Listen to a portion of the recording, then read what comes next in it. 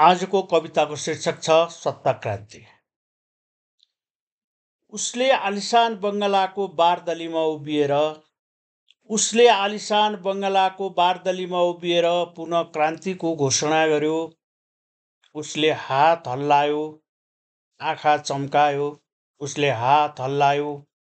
चम्कायो, आफ्नो कमजोरी ढाक्न शानदार विद्रोहको घोषणा गर्यो।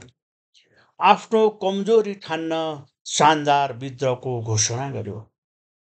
सत्ताबाट बेदखल हुनु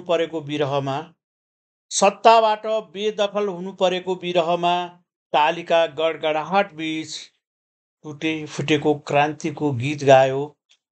सत्ताबाट बेदखल हुनु परेको विरहमा तालीका गडगडाहट बीच टुटे फुटेको क्रान्तिको गीत गायो। उसले फेरि एकपटक सत्ताको मिठो स्वाद सम्झियो, सत्ताको आलिशान कुर्सी सम्झियो र आफूलाई महानायक ठानेर क्रान्तिको सपना बाँड्यो। उसले फेरि एकपटक सत्ताको मिठो स्वाद सम्झियो, सत्ताको आलिशान कुर्सी सम्झियो र आफूलाई महानायक ठानेर क्रान्तिको सपना बाँड्यो। उसको क्रान्तिको सपनाले केही मान्छेहरू खुसीले उफ्रिए। उसको क्रान्तिको सपनाले केही मान्छेहरू खुसीले उफ्रिए। क्रान्ति नायकको सत्ता सपना पूरा गर्ने कसम खाए। यसरी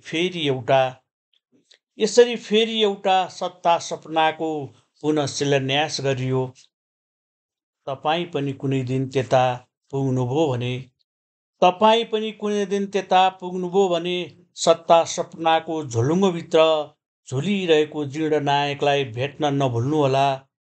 तपाईँ पनि कुनै दिन त्यता पुग्नुभयो भने सत्ता सपनाको झोलुङ्गोभित्र झुलिरहेको जीर्ण नायकलाई भेट्न नभुल्नुहोला।